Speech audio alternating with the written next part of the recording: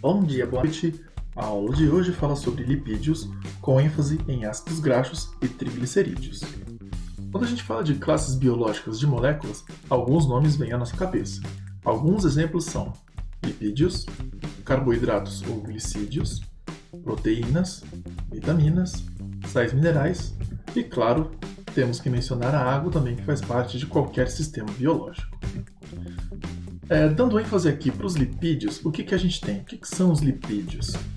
Lipídios nada mais são do que ácidos graxos, óleos, gorduras e triglicerídeos. Bom, vamos dar uma olhada então aqui nos ácidos graxos. O que é um ácido graxo? Ácidos graxos são ácidos carboxílicos de cadeia longa, como este aqui embaixo. Como exemplo, temos aqui o ácido esteárico, que tem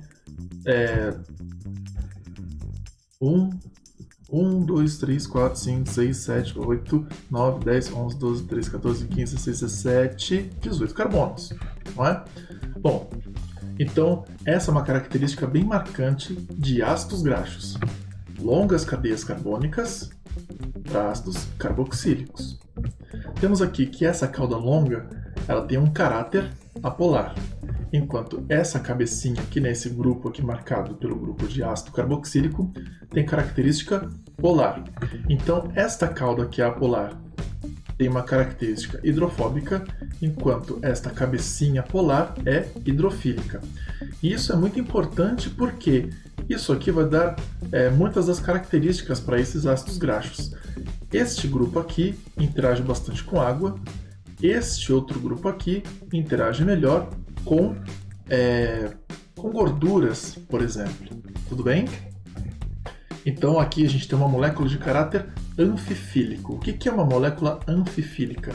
Ela gosta de coisas polares e de coisas apolares, né? Ela interage muito bem com ambos, o que não é muito comum para muitas das moléculas que a gente já estudou.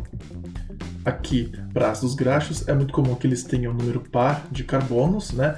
10, 12, 14, 16, 18, enfim. Eles geralmente possuem cadeias normais também. E podem ser cadeias saturadas ou insaturadas. Ou seja, esta cadeia aqui, carbônica, pode ter apenas ligações simples entre carbonos ou pode ter ligações duplas. No caso de haver mais de uma ligação dupla, temos aqui ácidos graxos poliinsaturados. Falando aqui das cadeias saturadas ou insaturadas de ácidos graxos, temos aqui cadeias saturadas, como estas daqui, né? O ácido láurico, que tem 10 carbonos, o mirístico, que tem 12, o palmítico, que tem 14, o esteárico, que tem 18. Bom, aqui para algumas cadeias insaturadas, temos estes aqui. O ácido oleico, que é um ácido monoinsaturado, o ácido linoleico, que é um ácido que contém 2 insaturações, e o ácido linolênico, que tem 3, né? Estes 3 ácidos aqui possuem o mesmo número de carbonos, que são 18. Né? Então, se tem insaturação, ácido insaturado, pode haver mais de uma insaturação. Se é um ácido que não possui insaturação nenhuma, é um ácido saturado, um ácido graxo saturado. Esses ácidos são muito comuns em alguns tipos de alimentos, por exemplo, como leite. Tudo bem? Então, estes ácidos de cadeias saturadas possuem maior temperatura de fusão comparado aos de cadeia insaturada, que possuem menor fusão. Isso acontece porque estes ácidos possuem maior massa molecular quando comparados a ácidos de cadeias de mesmo tamanho. Comparando aqui, a gente tem o ácido esteárico e o ácido linolênico, ambos com o mesmo número de carbonos. Aqui, o ácido esteárico tem uma temperatura de fusão de mais ou menos 69 graus e o ácido linolênico tem uma temperatura de fusão de 13 graus. Bom, se vocês lembrarem, a temperatura de fusão é a passagem do estado sólido para o estado líquido. Essa característica aqui de temperatura de fusão maior, ela acaba aparecendo para gorduras, enquanto esta temperatura de fusão menor aqui para estes ácidos insaturados é mais comum em óleos, né? Lembrem-se disso porque isso vai ser importante mais tarde. tudo bem? Então aqui temos ácidos graxos, né? Mas eles acabam fazendo parte de gorduras e óleos cujas estruturas vamos ver logo logo. Então aqui, pensando na fórmula geral de ácidos graxos de cadeias saturadas ou de insaturadas, a gente tem o seguinte. Vamos pensar nesses dois ácidos aqui, no esteárico e no oleico, né? Ambos com o mesmo número de carbonos. E ter o mesmo número de carbonos é importante para fazer as comparações que vamos fazer aqui. No caso do ácido esteárico, se a gente escreve a fórmula molecular dele, temos isso aqui. C17H35COOH. Este COOH é responsável por esta parte aqui da molécula, né? Que é a parte de ácido carboxílico. Então essa longa cadeia que resta aqui tem 17 carbonos, 35 hidrogênios. Bom, já no caso do ácido oleico, a gente tem aqui C17 também nessa cadeia longa, só que temos menos hidrogênios, né? Aqui no ácido esteárico temos 35, no ácido oleico temos 33, né? Graças a essa insaturação. Acontece que a gente pode colocar uma fórmula geral aqui. Então a gente tem que para gorduras, a gente tem, ou melhor, não exatamente para gorduras, né? Para cadeias saturadas de ácidos graxos, a gente tem aqui esta formulinha geral. CnH2n mais 1. Né? O que isso quer dizer? O número de hidrogênios tem que ser o dobro mais 1 do número de carbonos. Já para as cadeias insaturadas de ácidos graxos, temos que o número de hidrogênios tem que ser inferior ao dobro do número de carbonos. Tanto que é o que a gente observa aqui. Temos 17 carbonos. Aqui temos menos que o dobro do número de hidrogênios, não é? O dobro é 34, temos aqui 33 hidrogênios. Enquanto que nos ácidos graxos saturados, temos aqui 17 carbonos, o dobro é 34. Aqui temos um número maior de hidrogênios. Então ajuda a lembrar o seguinte, para um ácido saturado, o número de hidrogênios é maior que o dobro de carbonos, enquanto para qualquer ácido insaturado, o número de hidrogênios é menor do que o dobro de carbonos. A gente pode até trabalhar mais alguns exemplos pensando nesses ácidos insaturados, porque quanto maior o número de insaturações que aparecem aqui, menos hidrogênios vamos ter. Vamos dar uma olhada nessas estruturas aqui. Então a gente tem C17H33, então aqui a gente tem essa formulinha que a gente viu agora há pouco, não é? O dobro menos 1 do número de hidrogênios. Agora, como é que vai funcionar quando a gente tiver duas insaturações aqui? Então a gente tem 31 hidrogênios, nesse caso aqui, né? 17 carbonos, 31 hidrogênios no total mais ou menos, né? Nessa parte aqui dessa cadeia carbônica, né? Eu não estou contando esse hidrogênio aqui, tá? Essa partezinha aqui, COOH, é essa parte aqui, tá? Então isso sempre vai aparecer nessas estruturas. Nessa cadeia que nos resta, sobrou 17 carbonos, 31 hidrogênios. Se a gente fosse escrever uma fórmula geral para ácidos que possuem duas insaturações, teríamos isso aqui. CnH2n menos 3. Porque a cada insaturação que a gente adiciona aqui, a gente retira 2 hidrogênios, comparando com a cadeia saturada. Tudo bem? Então, para cada insaturação que a gente adiciona, tiramos 2 hidrogênios. Então, nessa última estrutura aqui, que é do ácido linolênico, que a gente também tem 17 carbonos, nessa parte aqui, né, nessa cadeia hidrofóbica, não é? Nessa cadeia apolar, temos aqui 29 hidrogênios. Então, a gente tem aqui essa formulinha geral, 2n menos 5. Né? Então, observem aqui que sempre decai 2 carbonos, né? Aliás, 2 hidrogênios. 2n menos 1, 2n menos 3, 2n menos 5. Então, a cada insaturação que a gente adiciona, a gente tem que tirar 2 hidrogênios. Tudo bem? Aqui temos uma insaturação, aqui 2 e aqui 3. Vamos lá. Agora a gente parte para a parte de triglicerídeos, que esses sim são o que compõem gorduras e óleos. Então, tem essa estrutura complexa aqui, não é? Onde a gente tem 3 estruturas de ácido graxo, né? Então, esta parte aqui vem de um ácido graxo, esta aqui também, né? Esta e essa parte vem de ácidos graxos. Eles podem ser todos iguais ou todos diferentes, não tem problema nenhum. Esta partezinha aqui, ó, que eu estou mostrando para vocês, ela vem ela vem de um triálcool, né? Triálcool que a gente chama de glicerol. A gente vai ver isso com mais detalhes daqui a pouquinho. Então, gorduras fazem parte de gordura animal. Essa é uma fonte natural de gorduras, é onde a gente encontra mais gordura. Quando a gente tem ácidos graxos insaturados que compõem essa cadeia aqui, né? Também a gente pode ter tudo de ácido graxo insaturado, ou podemos ter dois aqui no meio, né? De 3 cadeias laterais, 2 são insaturadas. Então isso já compõe óleos que são de origem vegetal. Olha as insaturações aqui. Óleos vegetais são as substâncias mais características para esse tipo de molécula. Tudo bem? Bom, eu sei, é uma estrutura um pouco complexa, mas vocês já vão entender um pouquinho melhor daqui a pouco como é que a gente obtém esse tipo de triglicerídeo. Dessa forma aqui. Então tá aqui a formulinha do glicerol, que é um triálcool, né? É o 1,2,3-propanotriol, tá? Que tem esse nome aqui comercial de glicerol. E temos aqui um ácido graxo qualquer, né? Bom, aqui acredito que seja o ácido láurico, porque ele deve ter 10 carbonos aqui. Bom, como é que funciona? Este grupinho aqui, ácido carboxílico, reage com o grupo álcool do glicerol, formando éster e água. Como nós temos aqui 3 ácidos graxos, esses 3 ácidos graxos vão reagir com esses 3 grupos álcool, formando então 3 moléculas de água e 3 ésteres, né? Temos 3 ésteres.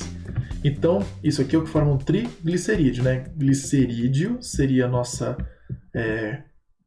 gordura, né? Vamos pensar assim, gordura ou óleo.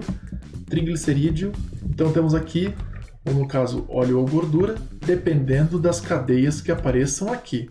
Nesse caso aqui, como todos os ácidos graxos são saturados, isso aqui compõe uma gordura. Se 2 dessas cadeias laterais, pelo menos, né, fossem de ácidos graxos insaturados, teríamos um óleo, já que eles têm massa molar menor. Então aqui podemos também dizer que temos um triéster de ácido graxo, né? 3 ésteres de ácido graxo. Essa é uma forma muito comum de se referir a esse tipo de substância.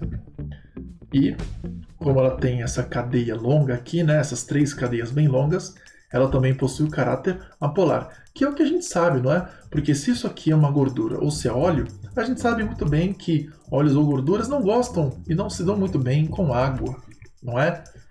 Bom, aqui no caso, para triglicerídeos, ficou faltando aqui... Ah, não ficou faltando nada, não. Aqui nesse caso, o que a gente está mostrando nessa reação aqui? A gente tem um triglicerídeo e é insaturado, ele está passando para sua forma saturada. Se vocês observarem aqui, a gente está adicionando hidrogênios a essas insaturações, tudo bem? Aqui a gente tem um exemplo de um óleo vegetal qualquer, que ao ser hidrogenado vai formar uma gordura vegetal. Então isso acontece via hidrogenação catalítica. A gente vai ter algum catalisador, que geralmente é algum metal, não é? Pode ser ferro, pode ser lítio, é um metal com superfície cheia de hidrogênios, como estes daqui. Eles vão se adicionar a essas insaturações para formar gordura vegetal. Então gordura vegetal nada mais é do que óleo vegetal hidrogenado. Aqui, como temos 2 insaturações, vamos usar 2 mols de hidrogênio. Se houvessem 4 insaturações no total aqui, usaríamos 4 hidrogênios. Mas isso supondo que a gente quisesse uma hidrogenação total, pois infelizmente nem sempre isso acontece. É muito difícil hidrogenar todas as ligações duplas de óleos vegetais.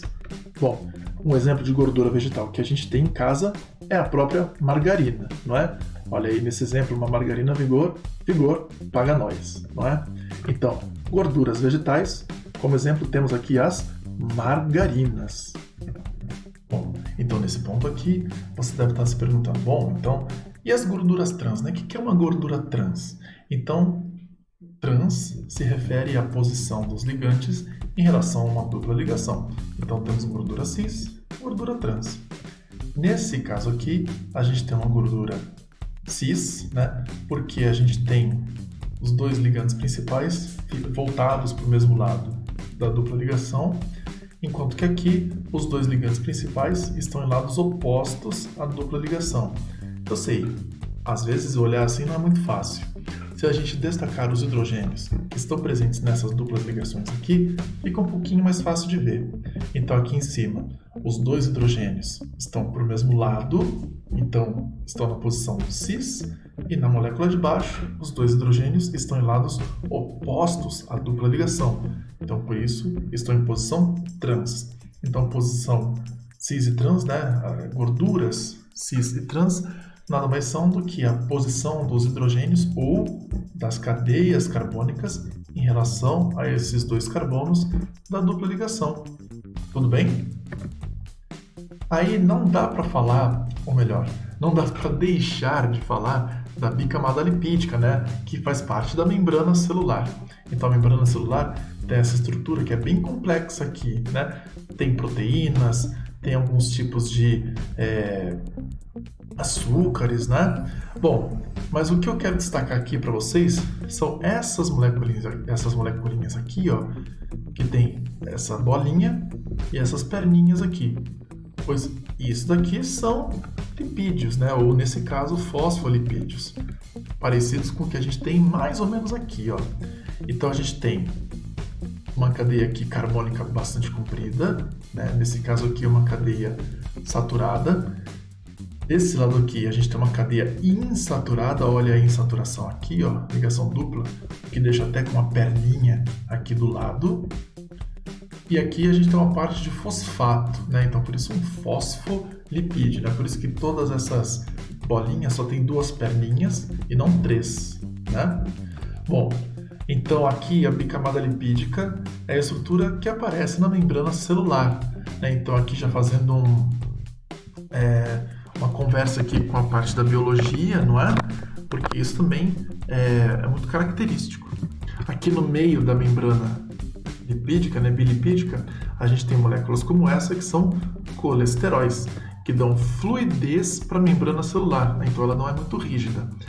Essa estrutura aqui ela é muito interessante porque aqui poderia ser, por exemplo, o meio extracelular e aqui dentro o meio intracelular, não é? Então o que acontece aqui? Essas cabecinhas dessas bolinhas são polares, aqui dentro também são polares. Então tudo que está aqui dentro desta membrana é apolar, como a característica dessa moleculinha aqui de colesterol, né? Que está aqui dentro para dar fluidez à membrana. Ó, inclusive o colesterol está aqui, ó, está mostrado aqui, ó, bem pequenininho. Aqui eu coloquei um pouquinho maior para vocês terem uma ideia melhor. Colesteróis não servem apenas para isso, eles também são precursores de vitaminas ou até mesmo são precursores de testosterona e também de progesterona, que são hormônios masculino e feminino, né? Hormônio masculino, hormônio feminino. Se vocês repararem, a estrutura deles, inclusive, é muito semelhante, né? Olha só, toda essa cadeia carbônica aqui, ó, e está presente aqui também, ó, é bem parecidinho. Esses dois hormônios são muito semelhantes mesmo em sua estrutura. Eles só diferem nessa partezinha aqui, ó.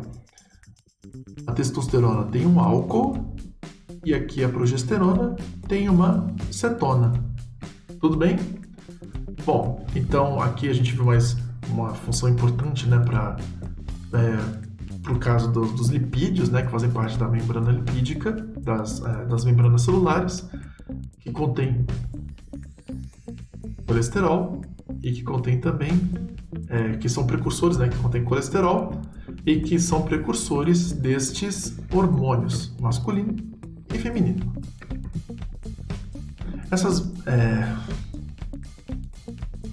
Os lipídios também são responsáveis por construir esse tipo de estruturinha aqui.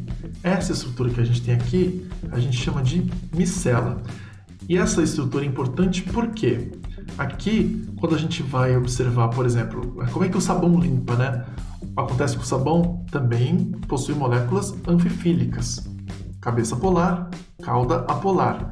Aqui dentro, este interior da micela, que é essa estrutura complexa aqui, é um ambiente apolar, um ambiente que não gosta de água, que é o caso de uma gordura, de um óleo que está contido aqui dentro.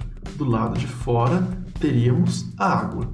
Aqui a membrana celular, que a gente acabou de ver, né, com as suas duas perninhas, né, das duas cadeias carbônicas e um fósforo aqui também, né, um fosfato. Aqui a gente tem uma única cadeia carbônica, o que dá essa estrutura também, essa característica para as micelas.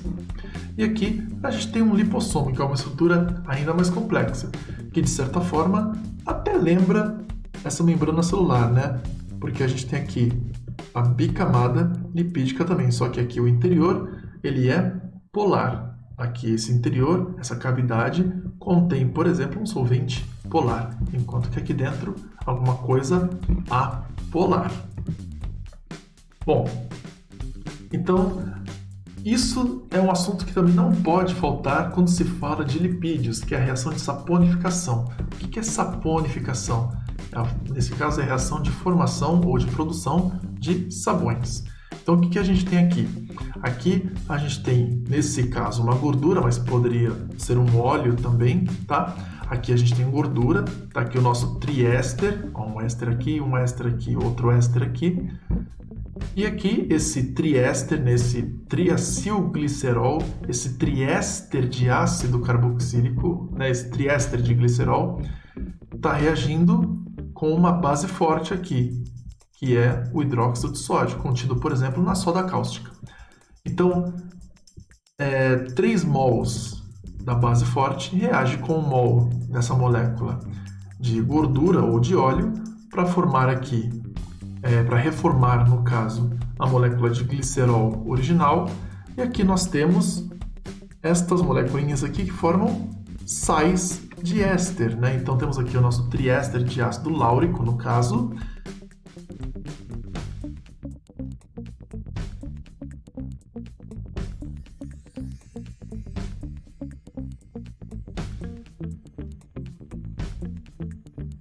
E aqui nós temos 3 moléculas de laurato de sódio, né? O que é o laurato de sódio? É um tipo de sal, né? Então, como tínhamos aqui o ácido láurico, né? Um triéster de ácido láurico, a gente tem o laurato. Se fosse um triéster de ácido linoleico, teríamos o linoleato. Se fosse aqui ácido mirístico, seria aqui o miristato de sódio. Então, sempre trocando esse finalzinho ico por ato, né? Para formar o sal aqui, né? Sal costuma ter esse finalzinho ato. Então, essas moléculas aqui de sal, elas são muito importantes, né? Porque elas são o que a gente chama de sabão. Então, aqui a gente tem 3 moléculas de sabão. Sabe quando lá na casa da sua avó, ela pega aquele óleo usado, ou quando ela pega a gordura, joga a soda cáustica e ela fala assim, eu vou fazer sabão. Pois é, então a explicação está aqui, né? Olha aqui a gordura, ou óleo, reagindo com a base, que ela hidrolisa, ela quebra essas ligações aqui para reformar o glicerol original, né, ou glicerina, e aqui o sal, que é característico do sabão. Então, uma coisa muito importante é: o sabão é um sal. O sabão é um sal. Salbão. Então, para você não esquecer nunca mais que o sabão é um sal. Tudo bem? É um sal que vem de óleo ou gordura. É um sal que vem de um triéster de ácido graxo. Tudo bem? Bom, vamos dar uma olhada em um exercício aqui. Esse aqui da Unicamp. Os lipídios são, de forma direta, A. Compostos energéticos consumidos preferencialmente pelo organismo. Bom, vamos comentar cada uma dessas alternativas, né? Então fala aqui, são compostos energéticos consumidos preferencialmente pelo organismo. Consumidos preferencialmente, não. O organismo ele prefere consumir primeiro açúcares, que são grandes fontes de energia imediata. Tudo bem? Então não é a alternativa A. B. Lipídios são mais abundantes na composição química dos vegetais do que na dos animais. Não é bem assim. O que é mais abundante na composição química dos vegetais são açúcares, como a celulose, por exemplo. Tudo bem? É que aula sobre açúcares é uma coisa que a gente ainda vai ver. Tudo bem? C. Substâncias insolúveis na água. Então, lipídios são insolúveis na água, mas solúveis nos chamados solventes orgânicos, álcool, éter, benzeno. Aliás, benzeno e éter são apolares, então pode ser a alternativa C. E D. Presentes como fosfolipídios no interior da célula, mas nunca na estrutura da membrana plasmática. Não, muito pelo contrário. Olha só, então aqui a gente tem o ácido esteárico, por exemplo, que é um tipo de ácido graxo, e ele pode até ser representado dessa maneira aqui, né? A cabecinha polar e a cauda apolar. Muitas vezes eles são representados dessa maneira. Tudo bem?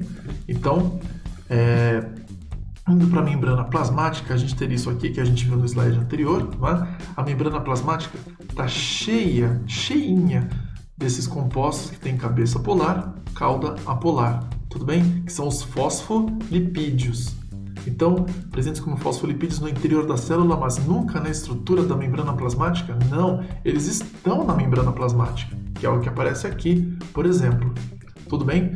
Então aqui a gente tem como correta a alternativa C, que fala que os lipídios, como óleos ou gorduras, são insolúveis na água, mas solúveis em solventes como álcool, éter e benzeno.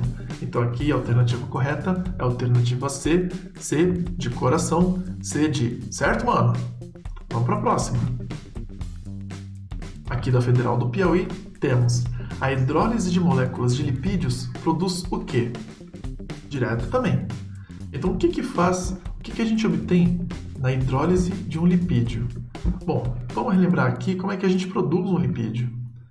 A gente precisava de um glicerol e de um ácido graxo, ou melhor, de 3 ácidos graxos para produzir o nosso lipídio. Então, se a gente tem aqui o nosso triacilglicerol, o nosso triéster de ácido graxo ou o nosso triglicerídeo, quando a gente promove a hidrólise desse cara, a gente vai romper estas ligações aqui, ó, e a gente vai reformar o glicerol, que é o triálcool ou glicerina, e as moléculas de ácido graxo originais. Então a alternativa correta é aquela que fala que vamos reformar, que vamos produzir ácidos graxos e glicerol. Então a alternativa B de Bosque. B de beleza. Vamos ver mais um? Então aqui, nessa questão da Federal do Rio Grande do Norte, temos: embora seja visto como um vilão, o colesterol é muito importante para o organismo humano porque ele é o quê? Vamos lá. Então a alternativa A fala assim: ele é um precursor da síntese da testosterona e da progesterona. Bom, pelo que a gente viu até agora há pouco, sim, né? Agente oxidante de carboidratos, não vimos nada disso. Responsável pela resistência de cartilagens e tendões, também não vimos nada disso. Cofator das reações biológicas. Essa aqui é mais direta, né? Então tá aqui a estrutura da testosterona e da progesterona, que são sintetizados via colesterol. Então a alternativa correta é a alternativa A de Amora. Tudo bem? Essa foi bem rapidinha. Vamos ver outra. Essa aqui da ACAF, de Santa Catarina. No jornal Folha de São Paulo, de 23 de junho de 2015, foi publicada uma reportagem sobre a formação de espuma branca no rio Tietê.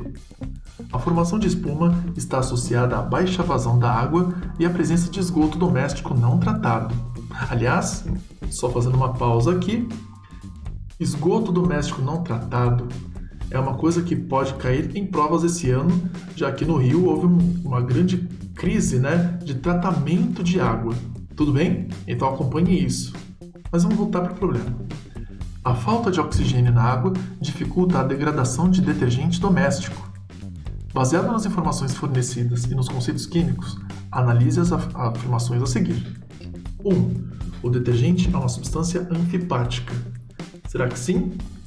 Sim, é uma substância anfipática, porque ele tem uma cabeça polar e uma cauda apolar. Ele é anfipático. 2. O complexo formado entre detergente, óleo e água pode ser chamado de micela. Sim, é o que a gente viu naquela estruturinha, que eu poderia ter colocado o desenho aqui, né? É o que a gente viu naquela estruturinha que tinha uma bolha, com a parte de fora com as cabeças polares e a parte de dentro com as caudas apolares. 3. O oxigênio é uma molécula apolar formada por uma ligação covalente do tipo sigma e outra do tipo pi. Bom, é uma molécula apolar, sim, porque não há diferença de um oxigênio para o outro. Aqui, isso está certo. Aqui a gente tem a molécula de oxigênio, né? De um oxigênio para o outro não há diferença de eletronegatividade. Então isso faz com que ele seja uma molécula apolar. Uma destas ligações, essa aqui, por exemplo, é a ligação sigma, que geralmente ocorre em ligações simples. E aqui uma ligação pi, que é uma interação lateral entre orbitais atômicos, formando aqui a ligação dupla, né? Então, ligação pi, ligação sigma. Então, quando a gente tem insaturações, uma ligação é sigma e a outra vai ser pi, né? Se for ligação tripla, teremos duas ligações pi e uma sigma. Então, sim, isso está correto. E 4. A espuma branca formada pode ser classificada como coloide. Sim, é um coloide em que a fase dispersa é o ar e o dispersante é um líquido. Tudo bem? Então aqui a alternativa correta é aquela que diz que todas as afirmações são corretas. É a alternativa C. C de coração. C de certo, mano? Vamos ver mais uma? Essa aqui deve ser M de Minas Gerais. Sabões são sais de ácidos graxos, né? A gente viu agora há pouco, né? Sabão é um sal. Sabões são sais de ácidos graxos, como o estearato de sódio, que tem essa formulinha aqui, olha lá. É um sal que vem do ácido esteárico. Ao passo que detergentes são sais de sódio de álcoois sulfatados de longa cadeia, né? Esses sais de álcoois sulfatados, né? Ao invés do grupinho C dupla O característico aqui, a gente vai ter grupo sulfato. Tudo bem? É bem parecidinho. Como o lauril sulfato de sódio, que tem essa formulinha aqui, ó. Então, ao invés de ter C dupla O, a gente vai ter SO4. Tudo bem? Bom, aliás, lauril sulfato de sódio é muito comum em composição de shampoos, né? Dá uma olhada no shampoo que você tem na sua casa, provavelmente ele vai ter lauril sulfato de sódio. Vamos lá. A água dura que contém cátions cálcio e magnésio reage com sabão, formando sabões insolúveis. Entretanto, forma sais solúveis com os detergentes. Analisando essas informações e utilizando seus conhecimentos, não podemos afirmar que, ou seja, a gente tem que encontrar aqui a alternativa errada. Bom, A. Detergentes e sabões contêm uma parte polar, que é hidrófila, e uma parte apolar, que é hidrofóbica. Bom, a gente sabe que isso é verdade, né? A gente sabe que isso é verdade. Então, não é a alternativa A. B. Em água dura, há necessidade de mais sabão para se produzir espuma que em água de menor dureza. Sim, isso na verdade é bastante comum em países europeus, não é? Em que a água dura é bastante comum. C. Estearato de sódio é um sabão proveniente da saponificação de um óleo, ou seja, de um ácido graxo insaturado. Então, esse cara aqui, né, o estearato de sódio, ele vem da saponificação de um ácido graxo insaturado. Será? Vamos dar uma olhada. Então, tá aqui a formulinha do nosso sabão, né, do nosso sal de ácido graxo. Vamos dar uma mexida aqui, vamos dar uma olhada nele. Então, tá aqui a formulinha dele. Se a gente lembrar, ácidos graxos, essa formulinha aqui segue que estilão de fórmula geral, né? Essa daqui. A gente tem que o número de hidrogênios é o dobro mais 1 do número de carbonos. Se vocês lembrarem, agora há pouco, a gente falou que essa formulinha geral, ela aparecia para ácidos graxos saturados, né? Para os ácidos graxos insaturados, a gente teria aqui 2N-1, ou -3, ou -5, dependendo do número de insaturações. Tudo bem? Então, como aqui o número de hidrogênios é maior que o dobro do número de carbonos, temos um ácido graxo saturado e não insaturado, como diz a alternativa C. Tudo bem? Então a gente já achou a alternativa errada. Tudo bem? Bom, Já o lauril sulfato de sódio, que é mencionado aqui, ó, ele tem essa estruturinha aqui, ó. Olha aqui, ao invés de ser duplo O, a gente tem SO4, com o sódio aqui como contraíon, né? Lauril sulfato de sódio, ou dodecil sulfato de sódio, que em inglês teria essa sigla aqui, SDS, tá? Sodium Dodecil Sulfate. Aqui, essa última alternativa fala sobre a obtenção do lauril sulfato de sódio, né? Que fala que é bem complexo, aliás. É preparado a partir de um álcool de 12 carbonos, é o que a gente tem aqui, né? Dodecil se refere a 12, um álcool de 12 carbonos com ácido sulfúrico. Então, isso produziria esta parte aqui da molécula e depois é seguido por uma neutralização com hidróxido de sódio, o que produziria o sal. Perfeito. Então, a alternativa correta nesse caso é a alternativa C, C de coração, C de casa, C de certo, mano? Certo, mano.